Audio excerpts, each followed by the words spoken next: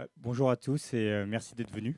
Du coup, chez Hectarea, on a organisé cet événement aujourd'hui pour donner un peu les clés sur comment investir donc, dans la transition écologique et dans l'agriculture. Comment, en tant que particulier, on peut, ou avec sa société, intervenir, finalement, aider le monde agricole et participer à son échelle à cette transition. Et du coup, on a Mathilde aujourd'hui qui va animer le panel. Avec plaisir. Alors donc juste en introduction, peut-être parce que tout le monde ne se connaît peut-être pas, juste qu'on fasse un rapide tour de table. Prénom, nom, société, euh, raison de vivre. Allez, bah, du coup, on va faire dans l'ordre. Si tu peux commencer, Mathieu, s'il te plaît. Oui, alors, je pense que ça fonctionne. Bonjour, bonjour à tous. Moi, je suis Mathieu Lambert, donc celui qui avait une mèche et qui en a plus sur la photo. Et moi, je suis un des associés d'une société de gestion, donc agréée à l'AMF. Donc, on est un fonds d'investissement euh, qui intervient depuis 2008. Donc, nous, on a vocation à financer le terroir français. On a démarré dans le financement de PME. Un peu partout en France et on a tiré un peu la pelote. Aujourd'hui, on fait également de l'investissement forestier et également de l'investissement donc en foncier agricole en France aussi. Voilà. Merci. Bonjour à toutes et tous. Donc moi c'est Florian Breton, je suis le fondateur de Mimosa. Déjà merci à Dim et Paul d'organiser ce bel événement et au village Baïséa, c'est tout un symbole pour moi puisqu'on est un peu plus vieux qu'Hectarea. On s'est lancé il y a maintenant 9 ans et c'était ici aussi au village Baïséa, donc beaucoup d'émotions pour moi de revenir ici. Donc Mimosa, c'est une plateforme d'investissement qui est née donc, il y a 9 ans, de financement au sens large dédié à la transition agricole et alimentaire. On était un peu les premiers en France et en Europe. Et aujourd'hui, on a financé un peu plus de 7500 projets en France et en Belgique. Mais je vais y revenir tout à l'heure. On a différents instruments de financement, à la fois un instrument de solidarité qu'on appelle le don avec contrepartie, où on passe à peu près 60-70 projets par mois. C'est assez volumétrique. Et un produit d'investissement, donc d'épargne directement, qui est fléché vers des exploitations agricoles, des PME, ETI. Nous aussi, on est sur ce segment de la souveraineté alimentaire à une échelle un peu plus grosse que les exploitations. Et puis également dans les énergies renouvelables, où on soutient beaucoup de projets dans le biogaz et dans le solaire. Merci. Paul, je ne sais pas s'il faut que tu te présentes, mais peut-être quand même. Je te laisse te présenter peut-être aussi. Si tu Donc Mathilde Descourtiers, moi je suis directrice générale déléguée du cabinet Seabird.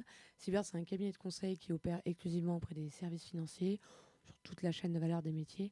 Et par ailleurs, on est société à mission, on a une fondation actionnaire dont le but c'est de faire transitionner les secteurs financiers, donc on y reviendra, et ces acteurs, et y compris les fonds, pour essayer de favoriser l'investissement à impact.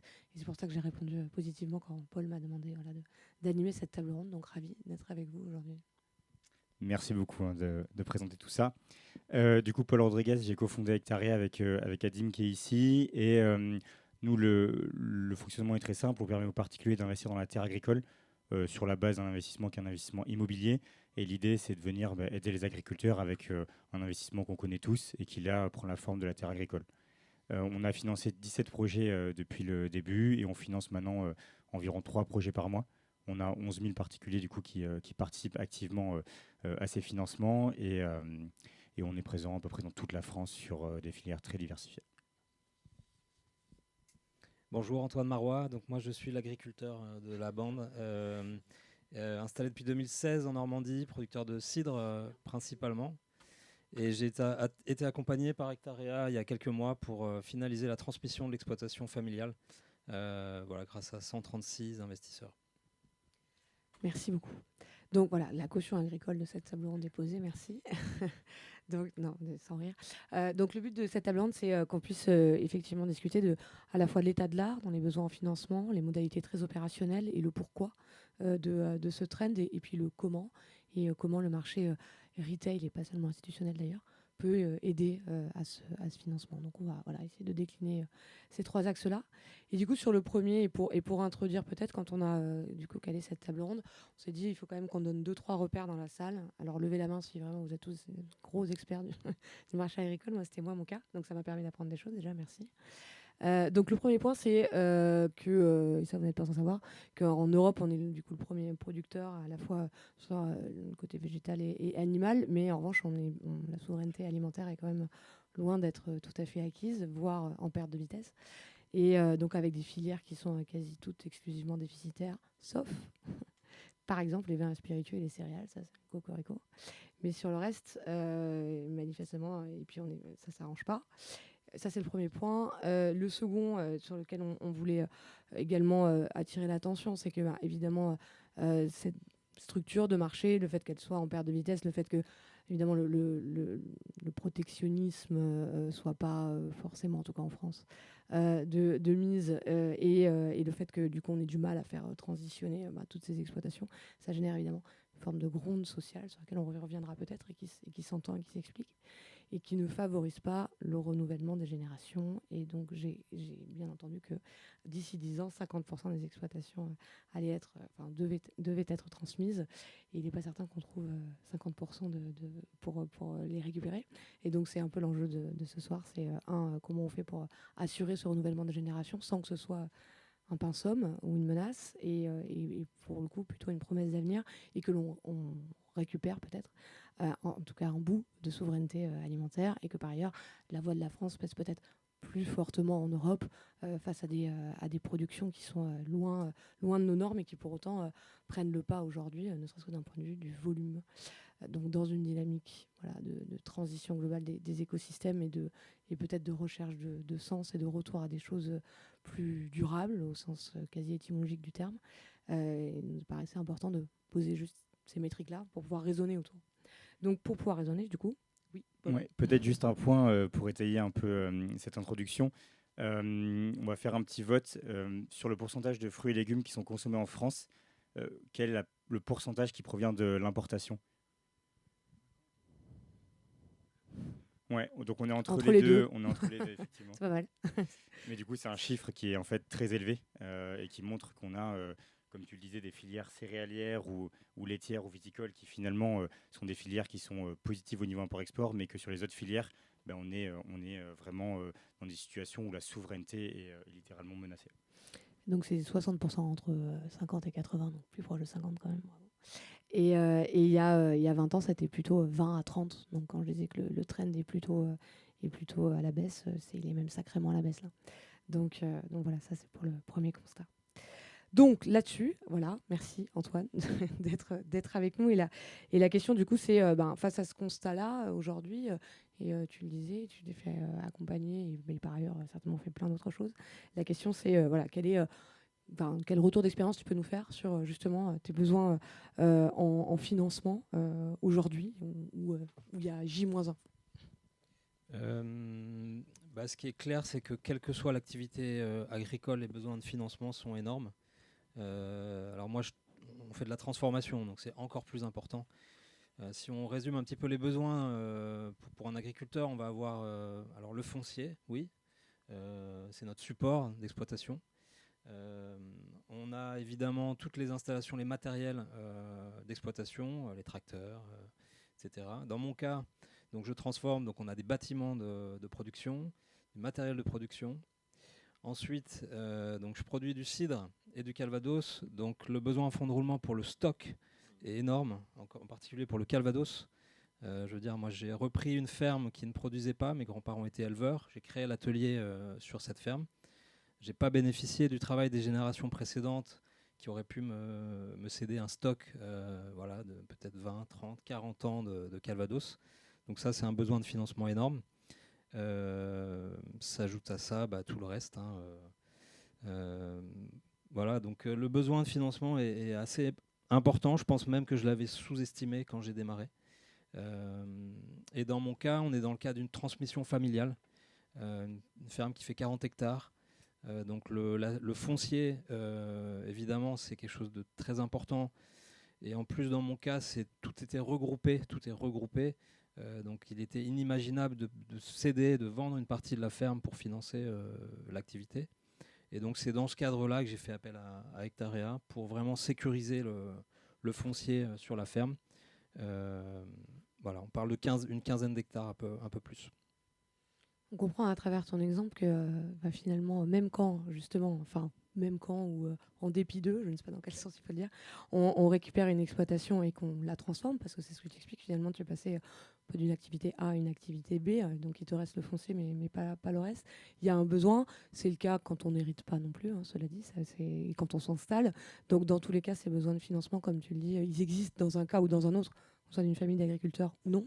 Même si on reprend en l'état, de toute façon, ils existent aussi parce que comme on vient de le dire, comme il y a une attrition des parts de marché et donc des revenus pour les plus financiers d'entre vous, il y a un enjeu de diversification des revenus, comme dans tout marché qui s'étiole. Je veux dire, ça c'est vrai pour absolument tous les secteurs d'activité, et c'est aussi vrai pour l'agriculture, alors qui peut-être mène une transition plus complexe et plus longue, mais qui est évidemment nécessaire et qui est voilà, éminemment essentielle en plus pour le reste du corps social, au-delà de ça. Alors que peut-être que si on arrête de produire des boulons pour les télés, c'est moins grave. Et je sais pas, j'ai mis une hypothèse. Et du coup, pour cette diversification des revenus, forcément, elle demande de l'investissement, c'est net. Et il y a un peu deux trends. Le premier, c'est celui que tu évoques, à la fois ceux qui ont besoin de transformer leurs exploitations ou d'intégrer une chaîne de valeur aussi. Donc en se lançant dans des exploitations qui sont plus de bout en bout, quelque part, et ou de transformer les canaux de distribution, voire d'en trouver d'autres, dans des circuits plus courts aussi, ça on l'entend quand même aussi beaucoup. Donc c'est deux axes qui nécessitent évidemment, déjà de penser différemment, et deux, de trouver de l'argent. Il ne s'agit pas juste de réfléchir. Donc ça, c'est vraiment les deux axes principaux qui aujourd'hui mettent sous pression, de toute façon, économiquement, ces exploitations. J'ajouterais aussi que le besoin de financement est très important, mais les niveaux de rentabilité des exploitations agricoles sont faibles. Donc ça rend encore plus difficile le fait d'investir, évidemment. Donc voilà, ces deux facteurs-là font que c'est des équilibres qui sont très fragiles. Et alors, merci pour cette transition, parce que qui n'était pas prévue, mais pour autant, ce que tu dis, c'est vrai, le coût marginal, je dirais, ou le retour en investment marginal, il est assez lointain. Il y a un rendement qui est faible, et une des manières aussi d'abaisser cette facture, et notamment la facture énergétique, c'est aussi d'investir dans les énergies renouvelables. Ça, c'est aussi un trend qu'on voit, en tout cas sur des exploitations qui peuvent se le permettre et puis qui sont éligibles aussi, parce qu'on ne met pas des éoliennes ou des panneaux solaires surtout à n'importe quoi.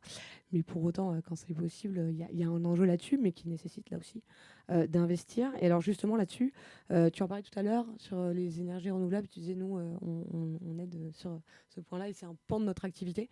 Est-ce que tu veux nous expliquer quel est le trend que vous voyez aujourd'hui? Oui, il y a une grande dynamique. Alors déjà, pour la mission de l'entreprise, c'est d'accompagner la transition agricole, mais nous, on le prend aussi avec un prisme, et je pense qu'on se rejoint aussi sur ça avec Hectaria, la transition à la fois sociale, c'est-à-dire aussi l'enjeu du renouvellement des générations, qui est difficile aujourd'hui aussi en France, notamment par l'accès à des besoins de financement. Alors quand on est dans j'ai envie de dire, une transmission un peu historique, générationnelle, c'est plus simple pour bénéficier de financements complémentaires, puisqu'il y a une transmission aussi des actifs de la société. Quand on est hors cadre familial, maintenant on les appelle aussi les NIMA, les non issus du monde agricole. Je trouve ça assez étonnant, parce qu'on ne dit pas les non issus du bâtiment pour les autres métiers, mais bon, en tout cas, c'est une caractéristique peut-être agricole. Mais pour les non issus du monde agricole, c'est vrai que l'accès au financement est extrêmement difficile, et pour autant, quand je me suis lancé et aujourd'hui, on est passé de 30 à plus de 55% des jeunes qui s'installent, des candidats à l'installation qui sont désormais hors cadre familiaux, ce qui rend extrêmement difficile l'accès à l'installation, et ce qui rend d'autant plus pertinent notamment des solutions de financement comme Hectaria qui favorisent aussi ces entrées dans le marché agricole.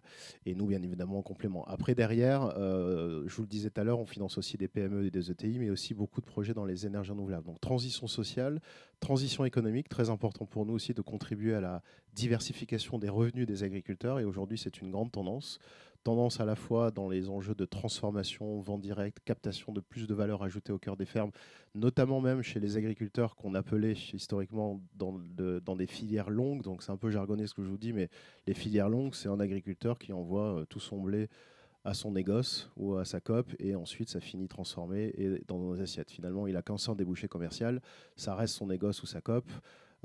Aujourd'hui, il y a une vraie volonté de captation de valeur des revenus un peu plus à la ferme, et donc une volonté de transformation. Et vous voyez des céréaliers se lancer dans la bière, se lancer dans la boulangerie, etc., pour essayer d'aller capter une valeur complémentaire à ces revenus. Donc ça nécessite de nouveaux financements qui n'étaient pas le cas il y a encore une vingtaine d'années, plus marginal, en tout cas plus marginaux. Et puis ensuite, il y a toute la diversification économique aussi qui rejoint l'écologie aussi avec les énergies renouvelables. Et c'est vrai que c'est aussi une grande tendance. Nous, chez Mimosa, on a financé à peu près 15% des méthanisations en injection en France. Alors il y en a 700 d'après GRDF.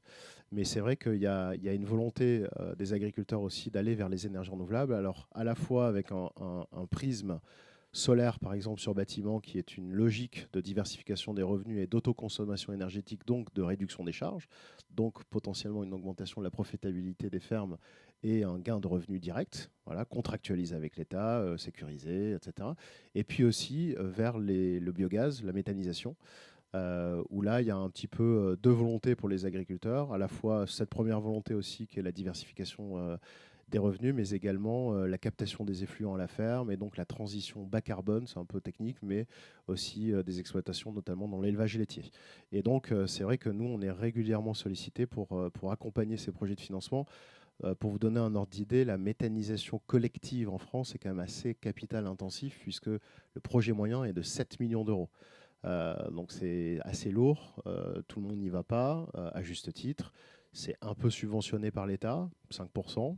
5-10% par l'ADEME. Souvent, c'est des agriculteurs qui prennent du risque. Hein, c'est 5-7% d'apport entre des agriculteurs regroupés dans une société. Et puis des banques qui, à côté de cela, prêtent pour 80% sur 20 ans. Mais souvent, il y a si vous calculez entre 80 et 5 plus 5, il manque 10.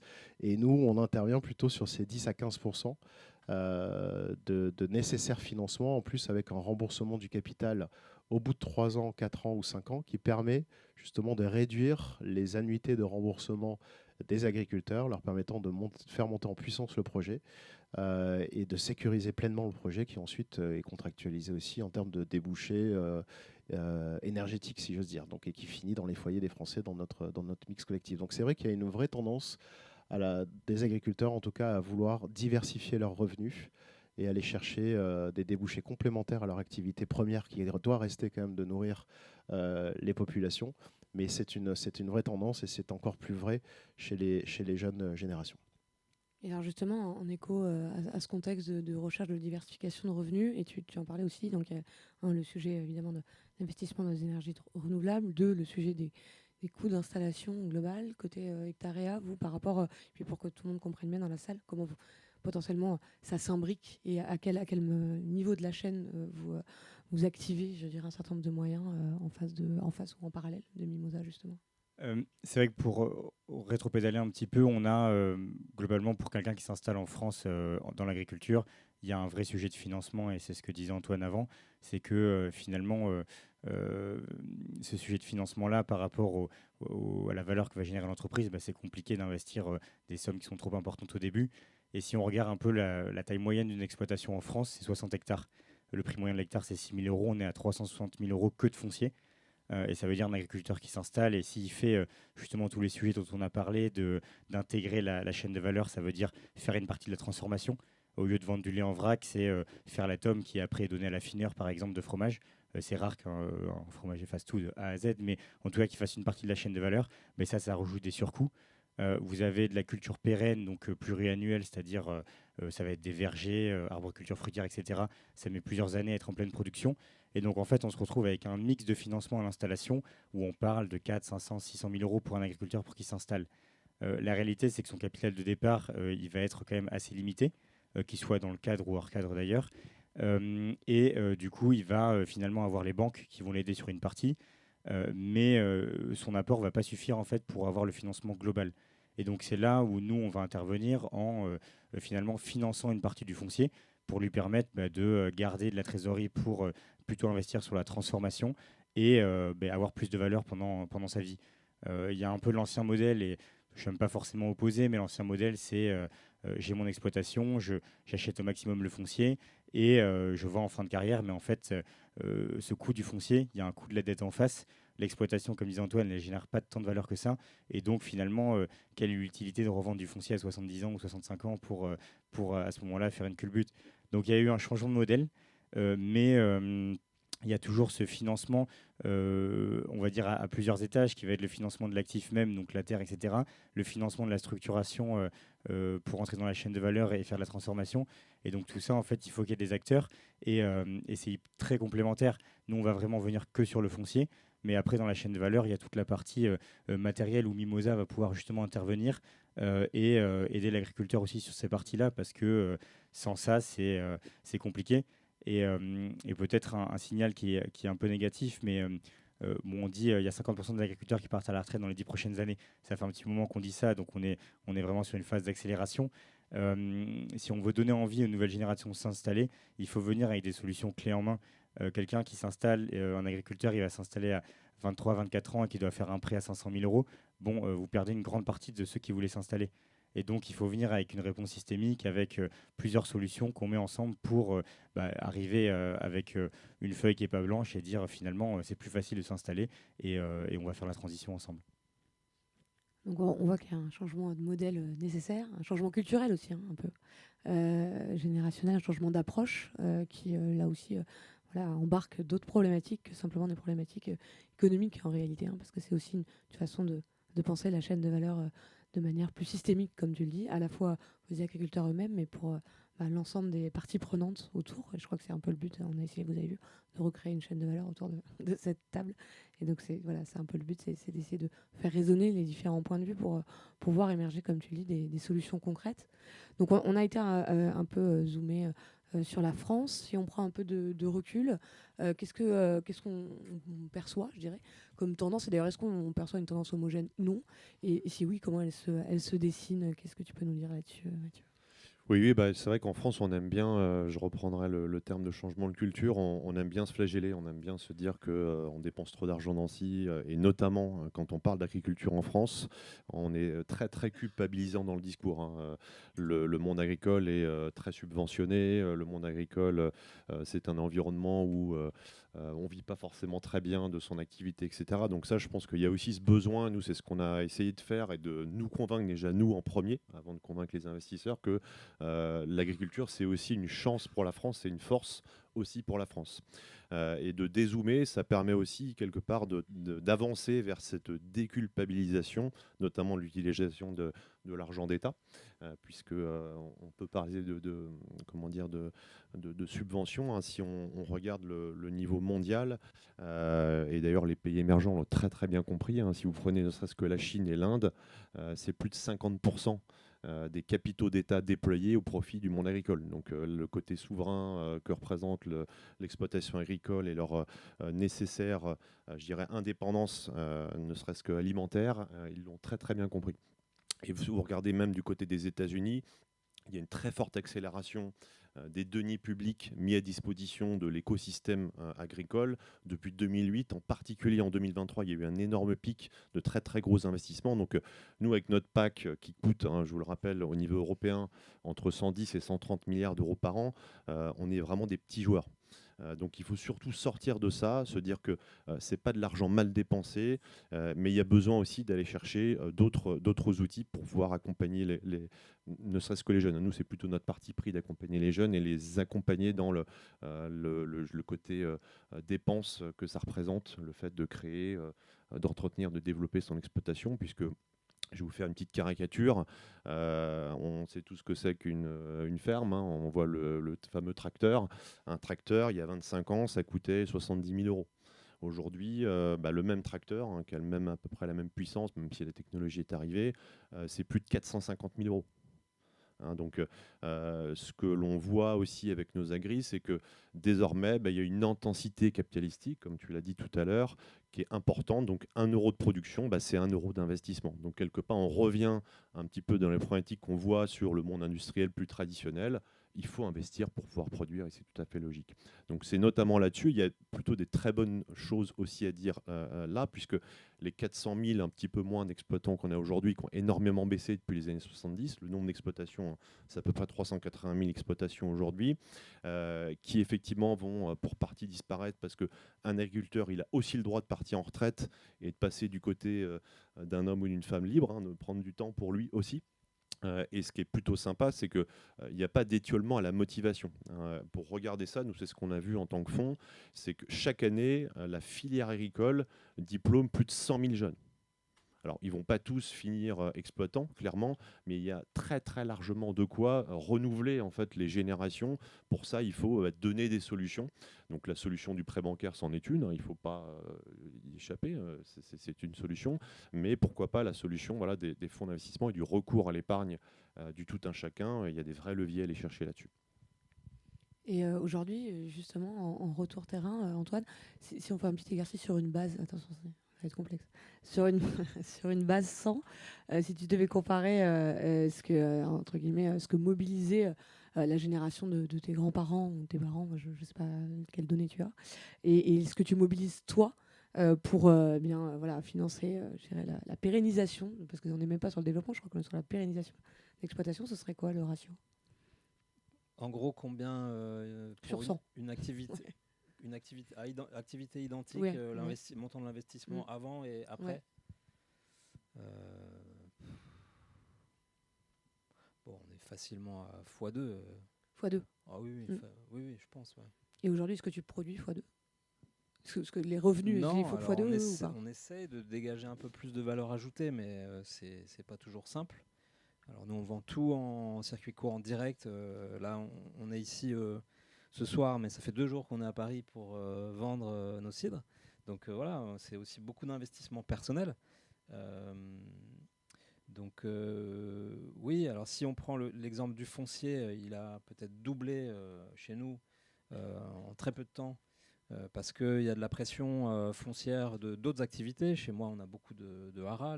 La filière cheval prend de plus en plus de place, avec des gens qui ont beaucoup de moyens, pas forcément issus pas forcément des investisseurs français d'ailleurs. Ça peut être des Émirats, voilà. Donc on est en compétition avec ces gens-là qui ont des moyens énormes.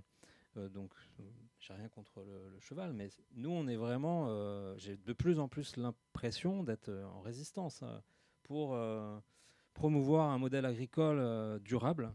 On est certifié en bio, on a un modèle de pré-verger où on va combiner l'élevage et les vergers, les arbres haute tige, donc on utilise zéro phyto.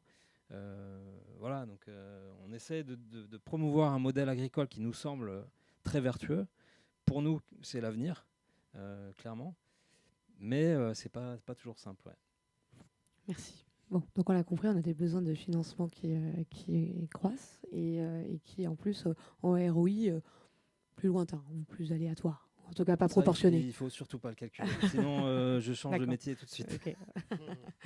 Bon, voilà, donc c'est dit. Donc pour les plus financés d'entre nous dans la salle, on ne sera pas agriculteur, ça c'est sûr. Mais peut-être plus tard. Donc justement, alors pour faciliter ça et pour qu'il y ait, je dirais, un mouvement social autour de cette cause, parce que comme tu le disais, c'est quelque chose de nécessaire. Et puis au-delà de ça, c'est un trend mondial et manifestement, on n'est pas les meilleurs. On n'est pas les meilleurs dans la mobilisation, à la fois de l'argent public, tu l'évoquais, mais de l'argent privé aussi.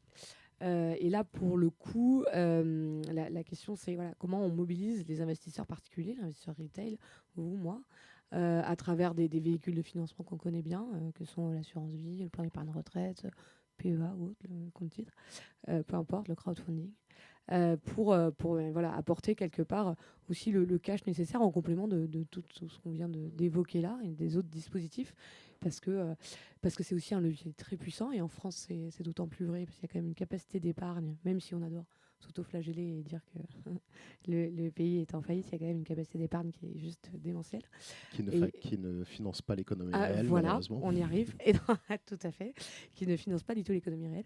Et bon, pour autant, et là pour le coup, petit Rex Seabird, comme on travaille avec tous les quand même les grands institutionnels du monde de la finance qui, au-delà d'être investisseurs institutionnels, ont aussi et proposent des solutions d'épargne retail. Il y a quand même des trends de fonds. Alors, est-ce que c'est de l'ordre du greenwashing ou autre chose, peu importe, mais enfin, à minima, ça permet de flécher l'épargne de manière plus massive, justement, vers l'économie réelle, ou en tout cas, on en prend le chemin. Bon, alors il n'y a pas encore péril dans la demeure, hein, parce qu'on parle de 2% à peu près des allocations dans l'épargne qui financent les fonds dits à impact ou à impact réel, que ce soit du private equity ou autre chose. Donc on est quand même assez loin. Réglementairement, on a quand même opéré un shift. Alors là aussi, il faudrait voir quelles sont les règles pour les classifier comme telles. Mais enfin, on est censé avoir du SFDR 8 et 9 à peu près sur 70% des fonds. Donc 8 et 9, ça veut dire en gros, c'est clean et il y a un peu de ESG là-dedans. Bon, on pourrait reparler des classifications, mais à minima, c'est mieux que ante-crise des subprimes. Et donc, ça va dans le bon sens. Pour ceux qui suivent un peu l'actualité, on a la fameuse loi industrie verte depuis octobre 2024 qui quand même flèche de manière structurelle et par défaut toute une partie des grilles d'allocation des PER. Donc pour ceux qui ont des PER, vous allez découvrir le private equity bientôt dans vos allocations, en tout cas pour une part. Donc voilà, tout ça, ça va quand même dans le bon sens, certainement pas assez vite, c'est aussi des trends longs. Voilà, les flux financiers, ils ne s'opèrent pas comme ça, ils ne se shiftent pas en 2 secondes. Mais pour autant, il y a vraiment cet enjeu-là. Après, quand on regarde de manière granulaire, et c'est là où tu as raison, il y a en tout et pour tout 15 fonds biodiversité en Europe, c'est-à-dire 80% des fonds biodiversité du monde, parce que vous n'êtes pas sans savoir que les États-Unis sont assez loin du sujet, l'Inde et la Chine aussi, donc bon, il reste plus grand monde sur la place financière. Et il y a 150 fonds climat. Voilà. Donc, une fois qu'on s'est dit ça, sachant qu'en moyenne, un gros assureur aujourd'hui qui vend des fonds, il y en a 5000 en stock. Donc 15 plus 180 vs 5000. Et ça, c'est juste sur le marché français. Donc on est loin des débouchés en volume, et pour autant, il y a un vrai trend. Et donc, la bonne nouvelle, c'est que, comme dans tout mouvement en marché dans lequel il y a encore un défaut d'offre, il y a de la place. Parce que, pour le coup, il y a de la demande et il y a une prise de conscience, notamment au niveau des générations plus jeunes. Quand on fait des questionnaires, notamment de fameuses préférences ESG qui sont obligatoires, quand on épargne, il y a quand même plus de 50% des gens qui disent qu'ils veulent avoir un investissement qui corresponde à leurs préférences ESG. Bon, le problème, c'est qu'il n'y a que 10% des gens qui remplissent le questionnaire. Voilà, ça fait une petite régression. Mais pour autant, il y a une demande. Donc, s'il y a une demande, c'est qu'on va pouvoir créer une offre. Donc, ça, c'est la bonne nouvelle. Et donc, là-dessus, celui qui est peut-être le plus proche de la problématique aujourd'hui, en tout cas, Mathieu, c'est toi. Qu'est-ce que tu peux nous en dire ? Oui, c'est vrai que nous, depuis 17 ans, on fabrique des solutions pour les investisseurs particuliers. Donc on est vraiment sur le scope du monsieur, madame, tout le monde qui met un petit peu de sous tous les mois pour sa retraite, pour son projet. Donc on est vraiment là-dedans et c'est comme ça qu'on a réfléchi en regardant un éventuel fonds de foncier agricole.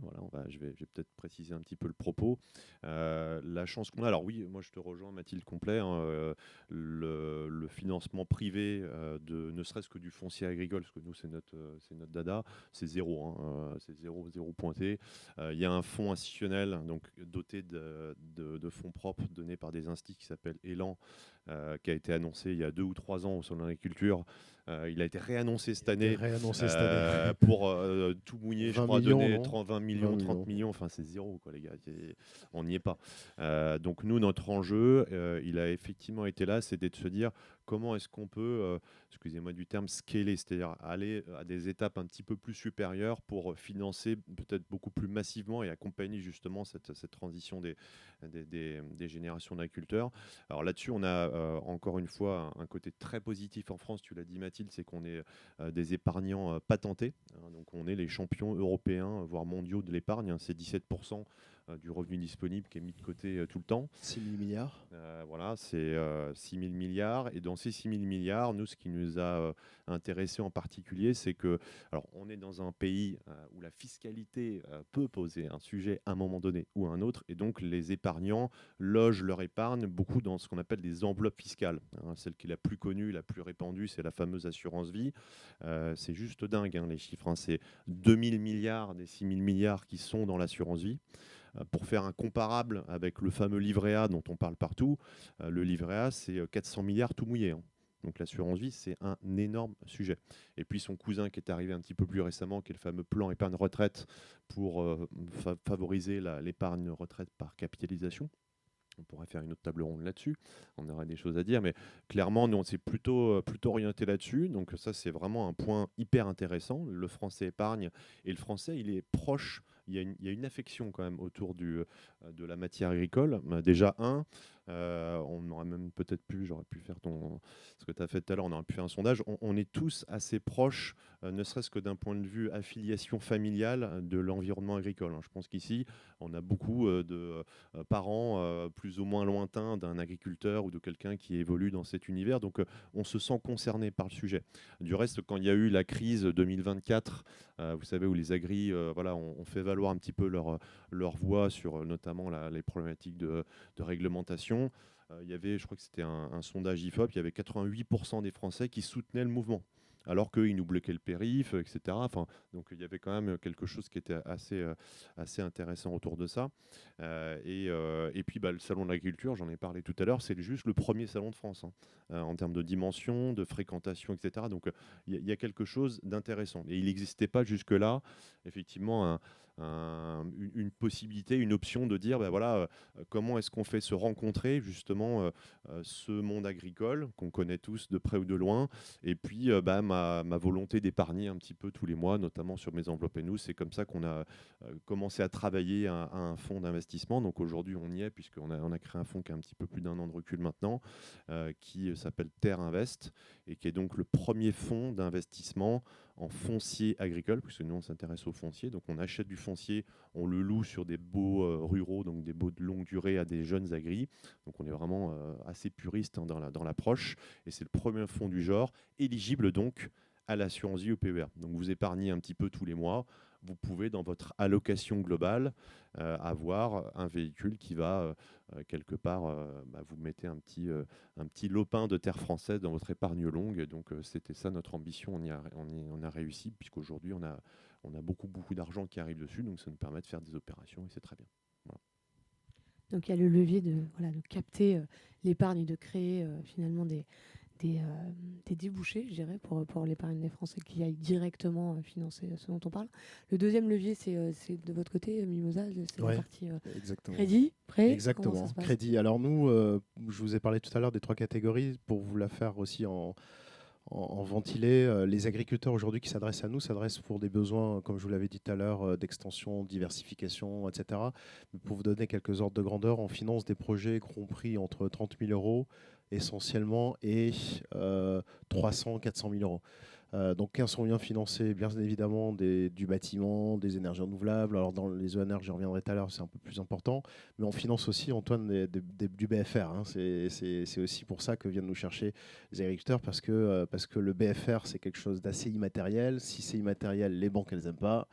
Et donc, il y a un sujet. Donc, notamment sur les activités de transformation en distillerie, on a eu beaucoup de cas de figure. Donc voilà, donc ça c'est à peu près le champ d'action. Dans les PME ETI, on finance des projets jusqu'à 2 millions d'euros, et dans les énergies renouvelables, c'est aussi le cas. Je vous parlais tout à l'heure, la méthanisation, c'est à peu près 700-800 000 euros en moyenne. Aujourd'hui, nous, ce qu'on propose, c'est vraiment le lien direct. D'une certaine manière, on a créé un produit d'épargne, et on est 2 désormais aussi avec Hectaria. On a créé les premiers produits d'épargne digitaux, si j'ose dire, au monde peut-être, 100% dédiés vers l'agriculture. Indirectement, on se rejoint bien évidemment avec toi, mais on le propose à travers notre plateforme. Donc le parcours est assez simple. On a, nous, une communauté d'environ 500 000 personnes. On finance pour à peu près 40 millions d'euros de projets par an. On a, nous aussi, créé un fonds de dette institutionnel aussi, avec des acteurs privés et publics de 50 millions. Et là, on distribue notre deuxième fonds. Et donc, on permet à des citoyens, en s'inscrivant directement sur la plateforme, d'accéder à l'opportunité de financer des projets que nous sélectionnons avec nos équipes crédit et risque, avec des critères financiers et extra-financiers. Sur le volet extra-financier, on a développé toute une matrice aussi impact chez nous, qui est composée de 48 items, donc c'est assez lourd. On fait beaucoup de reporting aussi auprès des épargnants et des investisseurs qui nous font confiance. Et le ticket d'entrée, c'est 100 euros. Donc on a l'impression, à travers cela, de démocratiser vraiment l'accès au financement, l'accès à la fierté de financer l'agriculture et l'alimentation, qui nous concerne tous. Tu parlais tout à l'heure des enjeux, même au niveau souveraineté et même à l'échelle mondiale. J'ai souvent tendance à rappeler que, pour moi, en tout cas à mes yeux, il n'y a rien de plus important qu'un agriculteur. C'est un héros du XXIe siècle qui réalise, qui est bien plus qu'un agriculteur, qui est aussi un vrai entrepreneur, multicasquette. Et ce sont les meilleurs casques bleus qu'on puisse avoir aujourd'hui sur la planète. Parce que quand il n'y a pas d'alimentation dans un pays, c'est une guerre qui émerge systématiquement. Donc ce sont nos meilleurs casques bleus, il faut les protéger. Et on n'y sont pas malheureusement assez protégés en France. Et c'est pour ça que le combat presque politique qu'on porte aussi chez Mimosa, c'est ce lien social direct et désintermédié entre les agriculteurs de notre pays et de la Belgique, bien évidemment, je pense à nos cousins, puisqu'ils m'en voudraient, puisqu'on le fait aussi, et les citoyens, là aussi, qui sont remplis de paradoxes. Le citoyen n'est pas toujours la même personne que le consommateur final. Les citoyens sont très attachés à l'agriculture. Pour autant, dans les linéaires, ils ne font pas toujours le choix de l'alimentation made in France. Et on a souvent tendance à s'abriter derrière l'excuse aussi du contexte inflationniste, etc. Mais on rappelle aussi que le poids de l'alimentation dans le budget des ménages français s'est effondré depuis 40 ou 50 ans. Donc on parle aujourd'hui d'à peu près 13 ou 14% de notre budget qui est consacré à l'alimentation quand c'était à peu près dans les 50% il y a 60-70 ans. Mais ce qu'on oublie de rappeler, c'est qu'il y a 50 ou 70 ans, en plus, ce pourcentage-là allait directement dans les fermes. Aujourd'hui, on mange beaucoup de produits transformés. Donc autant vous dire que c'est même pas 13% qui va dans les fermes. 80% les 13%. Ouais, exactement. Donc c'est rien du tout. Donc déjà aussi le message qu'on espère faire passer, parce que on vit l'expérience de nos 60 projets par mois, entre le don et le crédit aussi, comme une expérience un peu militante de promotion du métier de l'agriculteur, des enjeux qu'il y a derrière, combien ça coûte une vache, une charolaise, hein, parce que quelqu'un le sait. Je peux vous rappeler, je peux vous garantir qu'il y a 2 générations, tout le monde savait combien coûtait une vache. Et donc on fait cet enjeu de promotion et de pédagogie aussi pour susciter des vocations, mais aussi décloisonner le monde agricole et créer un lien direct entre l'agriculture française et les citoyens que nous sommes, en leur donnant accès au privilège de financer des enjeux de transition très concrets dans l'économie réelle. Donc, Avec des rémunérations associées, j'en ai pas parlé, mais c'est vrai que ça dépend des l'espère. projets, ça dépend des risques, ça dépend des années. Ça, c'est le discours un peu du nombre d'années classique, mais ce sont des rentabilités qui sont comprises entre 3 et 8%. Alors, on ne finance pas des agriculteurs à 8%, on finance plutôt des projets avec du remboursement du capital in fine en méthanisation à 6-7%, parce que forcément, c'est un risque supérieur parce que le capital est remboursé à la fin, même si on perçoit les intérêts, bien que on n'ait pas vraiment de défaut sur les énergies renouvelables. Mais c'est à peu près ça les horizons de renta, les fourchettes de rentabilité. La moyenne se situe aux alentours des 5% si on panache bien son épargne entre l'agriculture, l'agroalimentaire et les énergies renouvelables. Donc finalement, à tous les deux, vous avez utilisé, je dirais, les leviers classiques de financement par le particulier. Un, dont tu l'évoquais, le véhicule de l'assurance vie, du PER, de le prêt et le parcours digital, on le notera. Donc c'est quand même beaucoup plus facile pour toucher une plus large population, et notamment de jeunes investisseurs qui sont peut-être aussi plus sensibilisés, je dirais, aux notions d'impact. Et côté Hectarea, alors vous avez choisi la 3e martingale du français, à savoir l'investissement immobilier. Bon, depuis les 2 dernières années, il a pris une petite claque, mais ça reste quelque chose qui est considéré comme une valeur refuge et un des vecteurs d'investissement les plus importants. Comment vous avez utilisé ce vecteur-là de votre côté, et c'est quoi la solution Hectarea, qui est quand même un peu différente de la solution classique que l'on connaît habituellement? Effectivement, on est parti de 2 constats. C'est la pierre papier, on adore en France, donc investir dans l'immobilier via les SCPI. Comme tu le dis récemment, il y a eu pas mal de sujets, notamment sur la partie bureau, hein, où il y a eu le télétravail, des changements de normes dans la société qui ont entraîné des baisses de rendement sur ça. Mais ça reste un des investissements préférés. Et l'autre point, je vais reprendre un peu tes mots, Florian, sur ça, c'est finalement notre mission, c'est reconnecter les particuliers avec les agriculteurs qui les nourrissent. La consommation, on voit, et tu le disais Mathieu, qu'il y a beaucoup de soutien pendant la crise agricole. On parlait de 89% qui soutiennent. Moi, sur le terrain, ce que j'ai vu, c'est qu'il y a plein d'histoires de les agriculteurs se sont mis la rate au courbouillon pendant le Covid pour livrer tout le monde, assurer, et que derrière, en fait, la vie est revenue à la normale, et on a continué à faire nos courses en grande distribution et en spoilant complètement toutes les petites chaînes de valeur qui avaient été installées à ce moment-là. Donc, il y a vraiment une différence entre le discours qui peut être fait, l'envie de soutien, et comment on le fait dans la pratique avec 2 leviers. On a 2 leviers pour agir concrètement, c'est la consommation, quel produit on achète, et l'investissement, où on met son épargne dans l'économie réelle. Nous, ce qu'on a choisi du coup, c'est d'avoir le lien le plus direct possible pour satisfaire notre mission et d'avoir une plateforme où le particulier, finalement, il n'y a pas d'intermédiaire à part une solution technique pour le mettre en lien avec l'agriculteur. Donc très concrètement, l'agriculteur, il a besoin de financement sur le foncier. Donc on fait l'acquisition du foncier pour lui. Il y a un bail qui est signé avec lui, qui est un contrat de location comme on aurait avec des locataires dans l'immobilier. Et en échange de ça, il paie un fermage tous les mois qui est reversé au particulier qui a permis ce financement. Donc c'est un lien qui est très simple. On a un système avec des loyers et une plus-value potentielle lors de la revente des parcelles. Et surtout, on a essayé en fait que le moyen financier soit un moyen très lisible, mais que derrière, on puisse aller beaucoup plus loin dans la reconnexion. Et donc, on a branché 2 éléments. On a fait un espace investisseur qui permet, peut-être qu'Antoine, tu pourras en parler, mais à l'agriculteur d'échanger avec les particuliers qui ont investi dans son projet.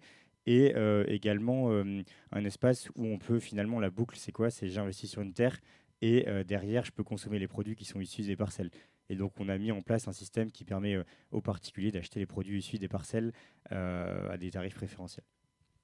Et justement, sur cet enjeu peut-être de reconnexion, Antoine, qu'est-ce que tu perçois par rapport voilà, à l'expérience que tu as eue alors avec Taria d'une part, mais même au-delà de ça, là, si on dépasse je dirais, ton expérience personnelle, au regard de ce que tu as pu entendre là, ça et là, de différents acteurs qui essaient justement d'agir à différents endroits de la chaîne, quelle est la perception que tu as par rapport à ça et comment, voilà, toi, véritablement, quel est ton avis, mais en toute franchise, c'est-à-dire, bon, ils sont gentils, ils s'agitent, on aime bien ton militantisme, mais voilà, ou on voit qu'il y a des choses qui bougent et ça, voilà, ça nous motive ou... Ouais, ce qui a été dit, c'est très vrai, hein, le pouvoir, le vrai pouvoir, il est entre les mains du consommateur. Si on veut changer de modèle agricole, que ce soit dans ses actes de consommation de tous les jours, aller faire son marché ou aller chez un producteur plutôt qu'aller en grande surface. Et puis sur l'investissement aussi, hein, c'est vrai que c'est un acte militant aussi de donner, placer son argent pour des actions vertueuses.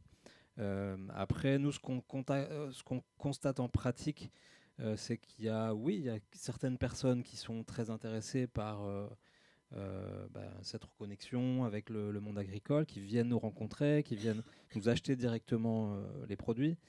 C'est encore trop minoritaire parce qu'il y a la majorité des gens qui est juste, non, voilà, c'est pas leur priorité, quoi.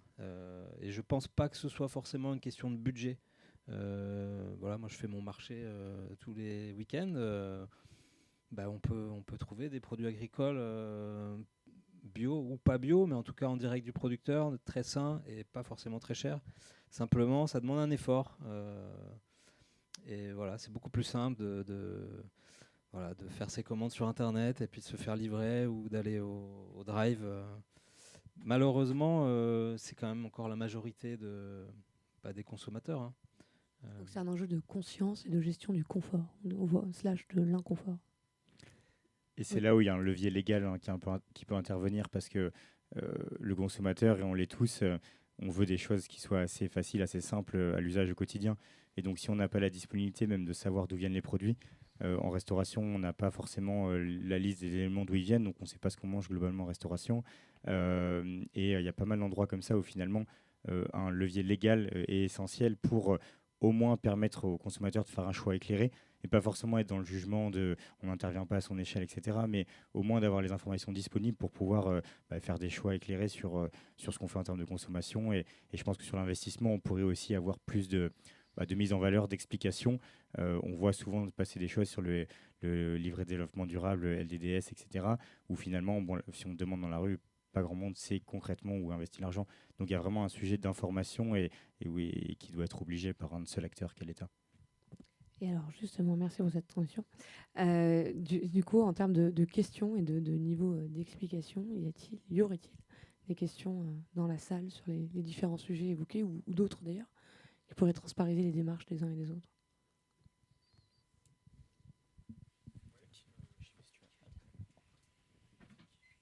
Bonjour, Eric Renaud. Moi, je suis un investisseur particulier et puis je cherche à savoir si vous parlez des spécificités françaises, notamment dans l'épargne et puis le monde agricole, si vous avez fait du benchmarking avec ce que faisaient nos voisins. On a cité la Belgique, mais il y a peut-être les mêmes problématiques. Alors, je pense que les Allemands, vu la taille des exploitations, ont peut-être moins de problématiques de financement.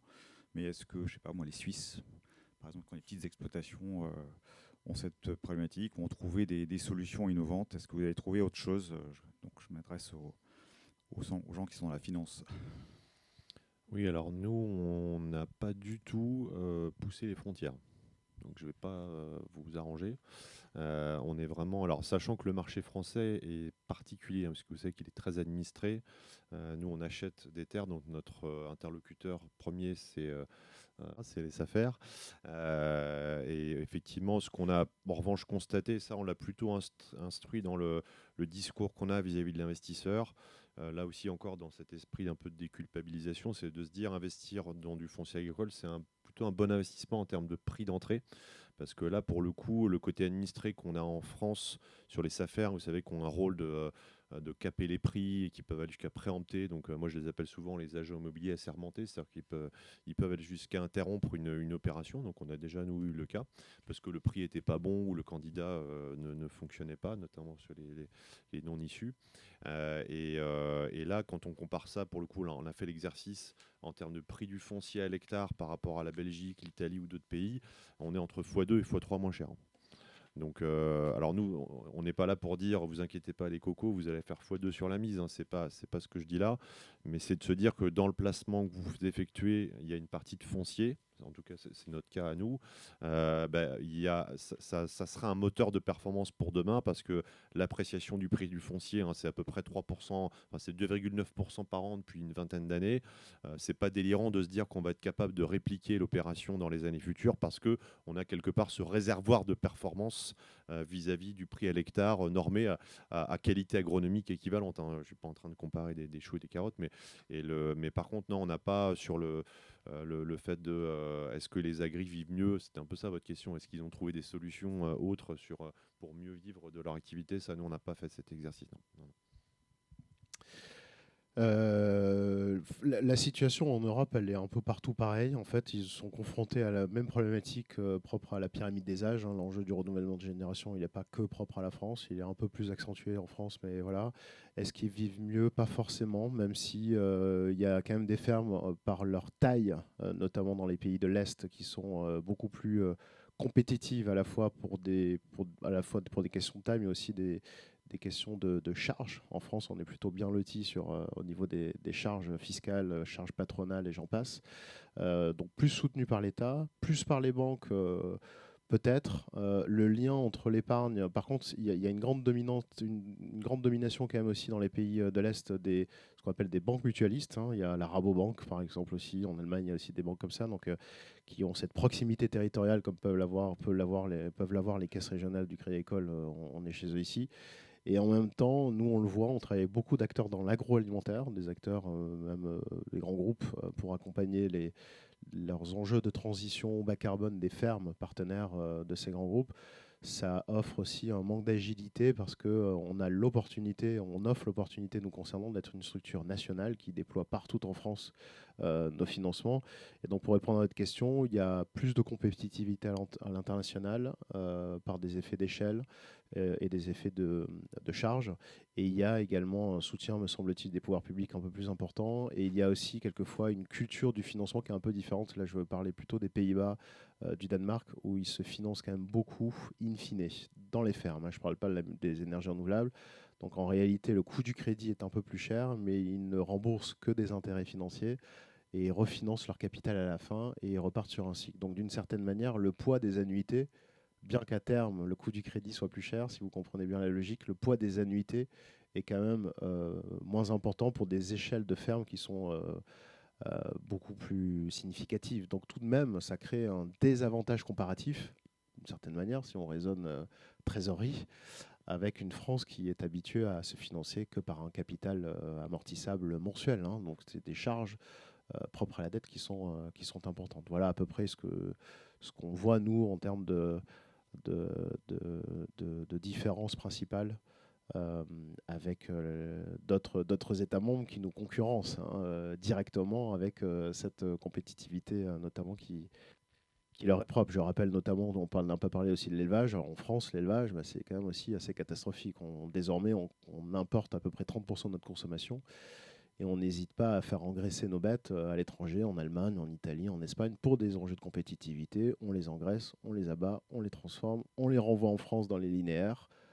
L'impact carbone est catastrophique, bien traitance animale, on oublie tout. Et là, c'est aussi des enjeux de compétitivité. C'est-à-dire qu'on n'est pas capable en France d'être plus compétitif sur les phases un peu plus aval de l'élevage, qui est la phase d'engraissement et d'abattage.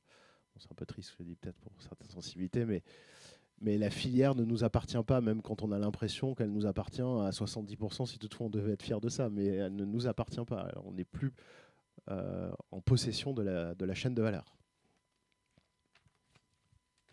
Et sur le volet des fonds, du coup, sur la partie vraiment investissement retail, à disposition du particulier, si vous voulez investir demain dans votre assurance vie, votre PER, sur un fonds qui investisse directement dans l'agriculture, ça va être complexe, parce que comme je disais tout à l'heure, il y a 200 fonds qui traitent de la problématique qui est beaucoup plus large que l'agriculture, mais qui du coup est assez en lien quand même, à savoir climat et biodiversité. Voilà. Donc, et l'émergence qu'on a du financement de l'économie réelle aujourd'hui, il est plutôt orienté infrastructure et private equity, PME ou éventuellement dette non cotée, mais là aussi pour financer plutôt de l'industrie en réalité. Donc aujourd'hui, c'est un pan qui est encore très, très, très exploratoire. Mais c'est le sens de l'histoire. Voilà, et on se bat parce qu'on pense vraiment intimement que c'est le sens de l'histoire.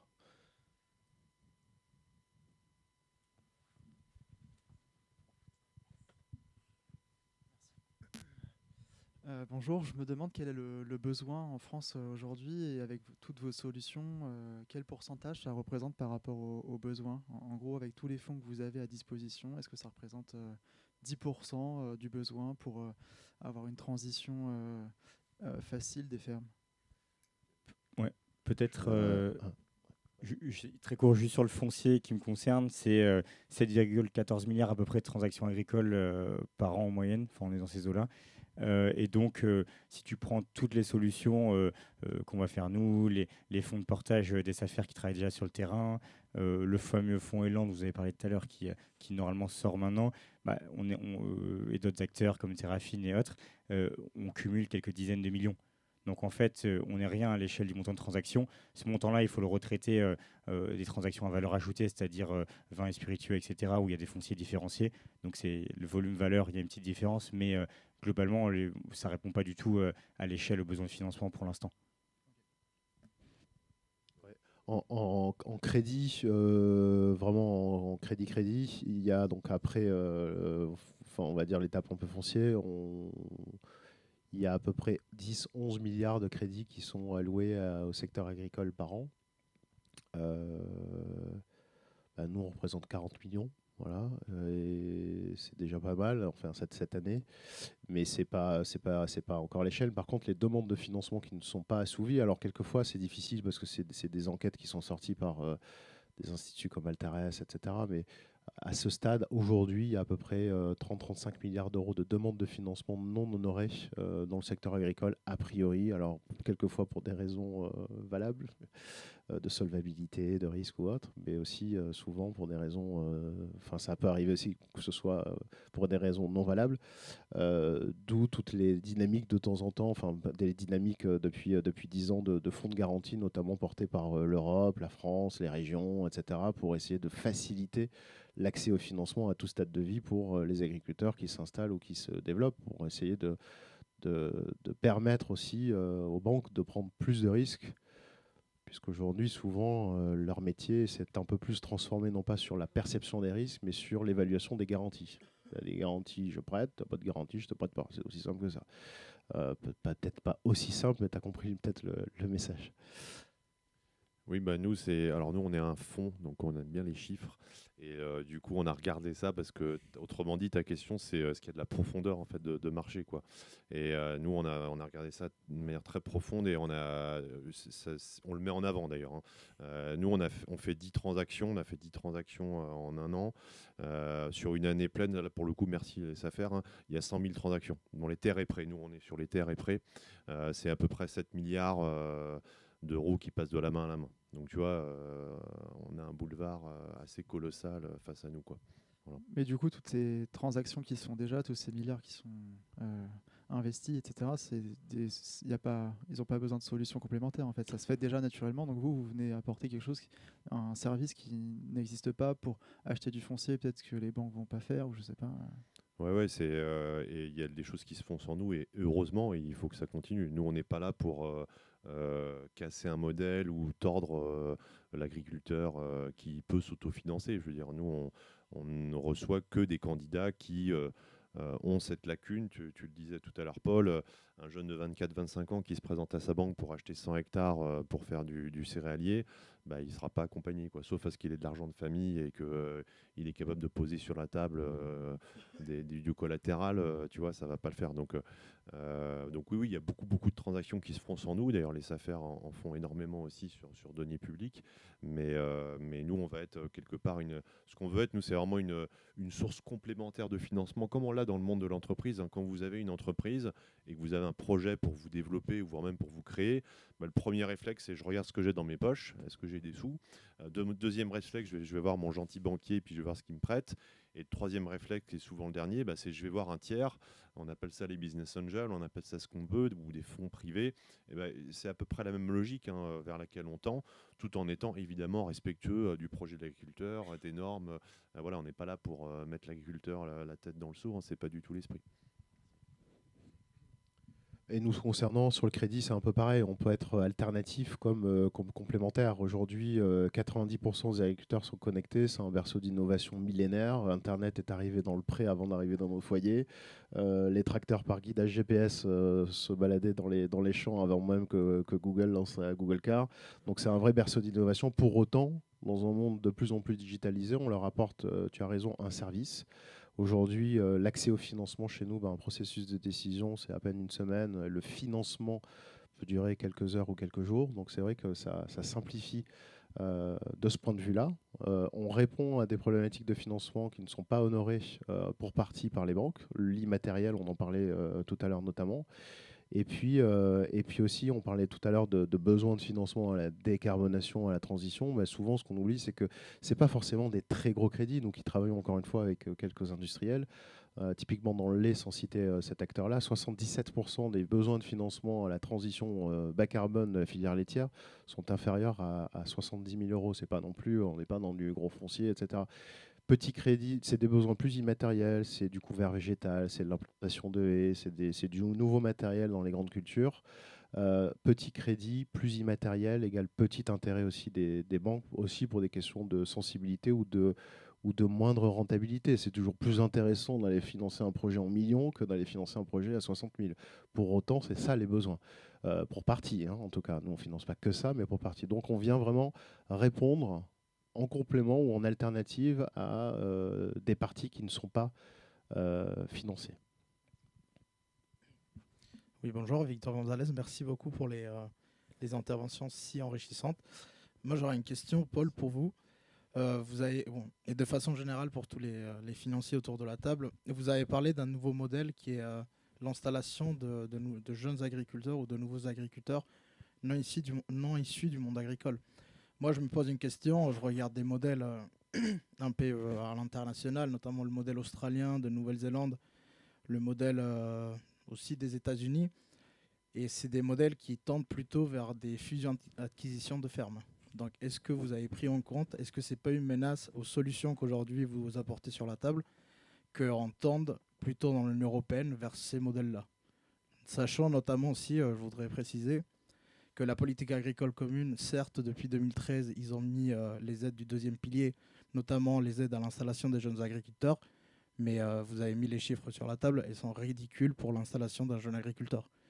Et pour finir sur la partie fusion-acquisition, vous avez parlé de garantie. Pour une ferme qui est déjà installée ou pour un agriculteur, ça va être beaucoup plus facile à aller chercher de la dette et s'endetter avec des garanties de ses actifs que quelqu'un qui n'est pas installé. Donc comment est-ce que cela peut influencer vos différents modèles d'investissement?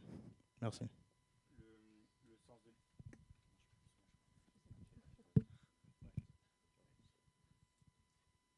Ouais, c'est mieux.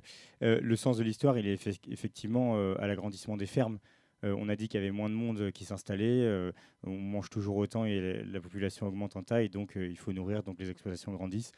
Dans des marchés où c'est pas entre guillemets régulé, comme en France, où on essaie avec les instances publiques d'éviter ce phénomène-là, effectivement, c'est le sens de l'histoire. Nous, la façon dont on y répond, en fait, c'est que tu as apporté une partie de réponse. Ces exploitations-là, elles ont de quoi mettre des garanties derrière pour prendre des prêts plus élevés en taille. Et donc, finalement, elles vont passer par les acteurs classiques bancaires, du coup, de financement. Nous, et ça va rejoindre ce que disait un peu Florent tout à l'heure, notre cœur de cible, on finance des projets entre 70 000 et 300 000 euros. Et donc, on est vraiment sur les tailles d'exploitation où tu as un vide et c'est là où tu fais la transition des générations. Sur une ferme à 1 million, 2 millions, 3 millions d'euros, là, bon, c'est une autre histoire et cette histoire, elle se raconte avec des partenaires bancaires essentiellement.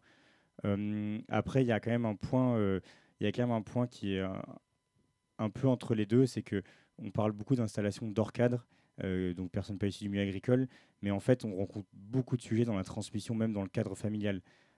Pour pas mal de raisons, hein. Il y a des raisons de plus envie de faire ce métier-là, mais il y a aussi des raisons finalement, tu as transmission du patrimoine, elle est taxée, et donc on a des personnes qui veulent se lancer et reprendre l'exploitation familiale et qui n'y arrivent pas pour des raisons financières. Et quelque chose de très parlant sur le terrain, en fait, tu as un GFA, finalement, dans la famille, les terres, elles sont là depuis 6 générations, sauf que tu as un frère, un cousin, etc., et que finalement, il y a 8 personnes sur les terres. Et donc, le jour où quelqu'un veut reprendre, tous les autres, ils ne veulent pas reprendre et continuer ce métier, mais par contre, ils veulent les bénéfices, ou en tout cas ce qui est capitalisé dans le foncier. Et donc, on se retrouve très souvent avec des situations où celui qui reprend, il doit racheter comme s'il rachetait à l'extérieur. Et le problème, c'est que s'il ne rachète pas, j'ai même vu des scénarios où finalement la terre, elle est vendue à d'autres parce que les personnes veulent tout simplement vendre même au sein d'une famille. Donc, c'était vraiment ça, c'est sur le côté, je pense qu'il ne faut pas tellement distinguer hors cadre ou cadre, finalement, les sujets sont vraiment les mêmes. Un cadre, quelqu'un qui est issu du milieu agricole, il aura tendance à mieux savoir là où il va. Il y a beaucoup d'utopie aussi sur du hors cadre, donc je pense il faut pas les opposer, on a besoin des deux. Et sur les montants de financement que tu évoquais, nous, on n'a pas du tout ce sujet-là d'agrandissement des fermes à notre échelle. Et effectivement, si tu vas sur cet agrandissement-là, tu vas sur du conventionnel et tu vas pas sur un modèle qu'on a envie de défendre pour le consommateur. Et nous, alors on fait plutôt des plus grandes exploitations, donc on fait entre 50 et 100 hectares à peu près, plutôt dans le céréalier. Et on est complètement ouvert sur la reparcellisation, traiter des situations spéciales, c'est des choses qu'on peut faire.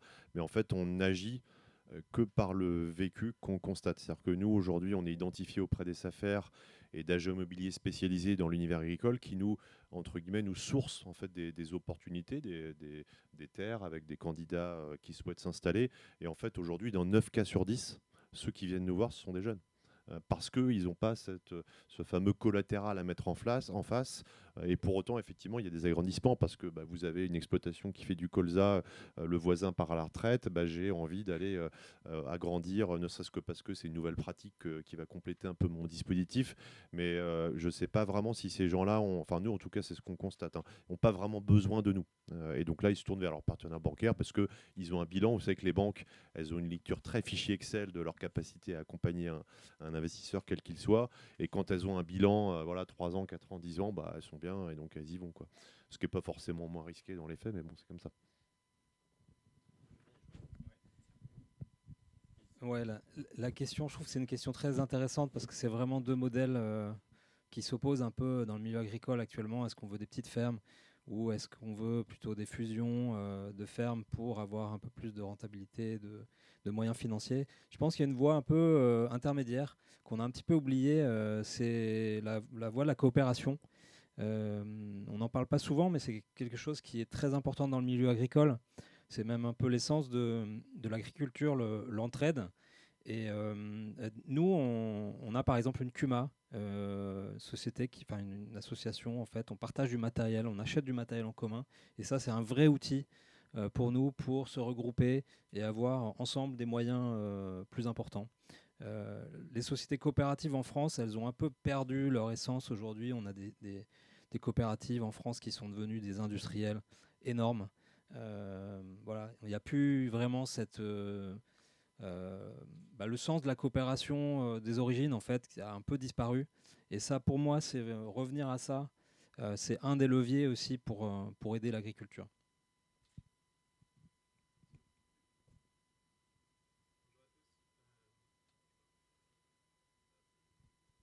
Allô, oui, c'est bon.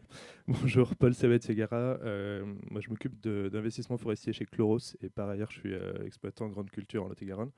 J'ai une question pour Vatel et Hectarea. Est-ce que vous pouvez en dire un peu plus sur les conditions que vous proposez à vos exploitants fermiers, conditions financières, comment vous fixez les fermages, est-ce qu'il y a des options de rachat, etc.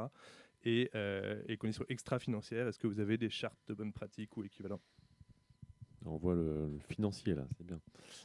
Oui, donc nous, quand on se présente chez le notaire pour faire l'acquisition d'une terre, on a systématiquement le bail rural avec nous et donc la grille est choisie d'ores et déjà. C'est-à-dire qu'on ne fait pas comme dans l'immobilier où tiens, j'achète un immeuble, puis après, tiens, by the way, je vais aller chercher mes locataires et tout. Nous, on veut vraiment, ça c'est un point important parce qu'on n'a pas de délai de carence aussi pour avoir les fermages, etc. Donc pour nous, dans notre modèle, c'est assez important.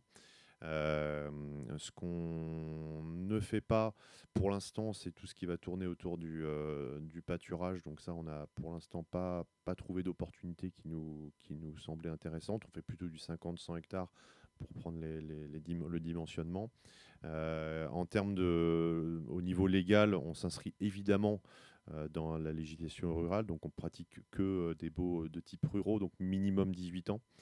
On peut aller jusqu'à 25 ans, voire faire des baux cessibles, mais ça c'est clairement une discussion qu'on a avec la grille. Est-ce que ça l'arrange, est-ce que ça l'arrange pas? Donc ça, nous on n'a pas de modèle tout fait, un package où on arrive, on impose notre vision. Et vis-à-vis de la notion d'ESG, donc Mathilde en parlait tout à l'heure, donc tout le monde va cocher oui, je veux sauver la planète. Par contre, si je vous dis oui, vous allez sauver la planète, par contre vous allez faire des concessions sur vos placements, prendre plus de risques et gagner moins, tout le monde va dire non. Donc c'est ce qui se passe. Et donc du coup, on a instruit aussi, en fait, quand on parle à un investisseur, on parle quelque part à deux parties de son cerveau. Il y a le cerveau gauche, c'est ok, je vais me faire du bien, je vais accompagner des jeunes, etc. Et en fait, quand on s'arrête là, ça suffit pas, quoi. Il faut déjà, il faut le formaliser. Donc, pour répondre à votre question, nous, on a des normes. En fait, on a déterminé tout un questionnaire qu'on fait en amont de tout investissement avec des critères d'exclusion. On a une notation minimum, en fait, ESG. Enfin, voilà, donc je ne voudrais peut-être pas dans le détail, je pourrais vous fournir les éléments. Donc, on est quand même assez regardant là-dessus et on va le suivre dans le temps. L'idée étant pas d'être trop intrusif dans sa pratique parce que on reste, nous, des propriétaires bailleurs. Et c'est pas un gros mot de le dire, on est propriétaire bailleur et on essaie quand même de l'embarquer vers des choses. Donc par exemple, on cofinance avec lui le fait d'évaluer la captation carbone. Voilà, on essaie vraiment d'être dans l'accompagnement plutôt que d'être dans le côté un peu j'ai le propriétaire bailleur, très top-down. C'est pas trop notre approche, quoi, chez Vatel en tout cas. Vous lui parlez tous les combien à l'exploitant? Alors, mes deux gérants sont là, qui sont eux-mêmes issus du monde agricole. Donc ça, c'était hyper important dans notre setup. Les deux gérants du fonds sont agriculteurs en activité. Donc ça, c'est très important parce que nous, on reste, on fait des chiffres. Et Alexis et Pierre-Yves qui sont là, eux, sont en contact en permanence en fait avec les agris pour pouvoir, ne serait-ce que savoir si tout se passe bien, faire les évaluations annuelles, etc. Plus des experts en fait indépendants qui vont évaluer les actifs que nous détenons pour le faire évoluer dans le temps. Après, vous dire tous les combien, je sais pas, tous les combien on les voit,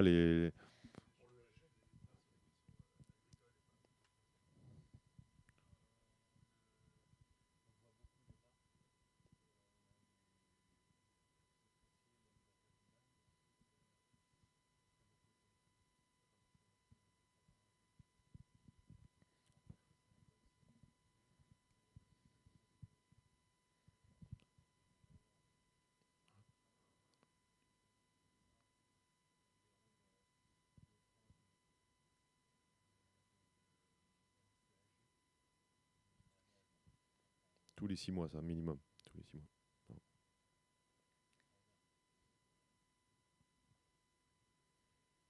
Peut-être très rapidement, du coup, parce qu'on dépasse pas mal et il y a une dégustation d'Antoine juste après. Pour répondre sur les critères, bon, c'est assez simple, hein. Il y a le premier critère qui est l'impact. Est-ce que c'est un modèle agricole qu'on défend avec deux leviers? Le premier, c'est au niveau de la filière. Est-ce qu'ils vont vers une voie plus durable, et donc est-ce que c'est des modèles qu'on défend? Et après, c'est au niveau structuration de la filière. Nous, on investit vraiment dans des choses très diversifiées. On a fait des parcelles de noisetiers, on a fait de la fleur, on a fait de la vigne, on a fait des parcelles de pommiers. Enfin, on va dans toutes les filières. Toutes les filières ont besoin de soutien en France. Et donc, on essaie d'aller au plus loin possible de la filière sur les aspects durables, mais avec une économie derrière, une structuration qui fait du sens. Pour les fermages, c'est les arrêtés préfectoraux, hein. Il y a des grilles, c'est très simple. Pour les baux, il y a 9, 18, 25, et du coup, ça dépend du scénario avec l'agriculteur, des frais d'enregistrement qui sont payés par le preneur ou le bailleur. Et après, nos critères qu'on regarde, donc il y en a 3, c'est l'impact qu'il a, c'est la solidité de l'exploitation, et après, ça va être la rentabilité pour les investisseurs, tout simplement. Donc une fois qu'on a cette grille-là de lecture, c'est assez rapide pour investiguer un dossier.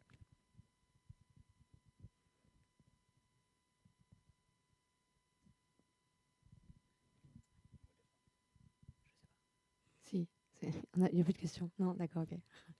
Bon, bah, merci beaucoup à tous les quatre. Bon, on l'aura compris, le dossier n'est pas tout à fait fini d'être traité, mais on a, voilà, le but, c'était vraiment de pouvoir me partager à la fois sur les différents moyens et propositions de services, je dirais, que vous mettez à disposition de cette filière agricole, et d'avoir quelqu'un qui a pu nous faire un retour d'expérience très concret sur hier, aujourd'hui et les perspectives pour demain. Donc, merci beaucoup. Et je crois qu'il y a un cocktail qui suit, donc notamment grâce à toi, Antoine. Merci.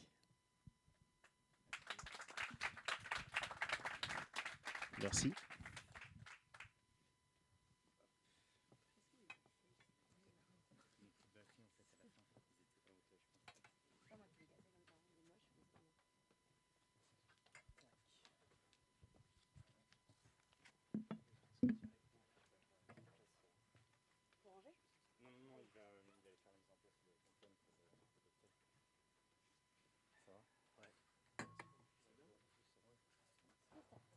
Salut.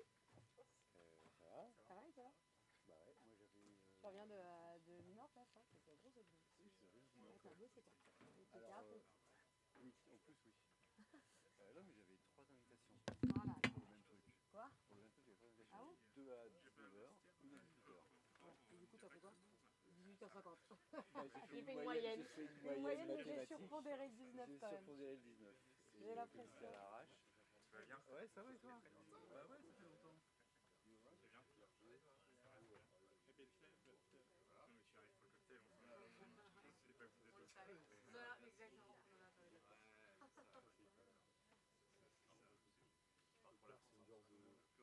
C'est bien. Voilà, exactement. Il était à fond là, regarde. C'est vrai que t'as un jeu bon en 2 minutes. Aucun mérite. Le pain caramel, on est au bon niveau là. Vous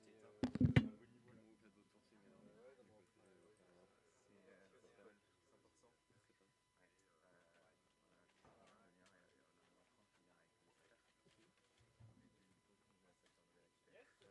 C'est une grosse région, on va pas faire.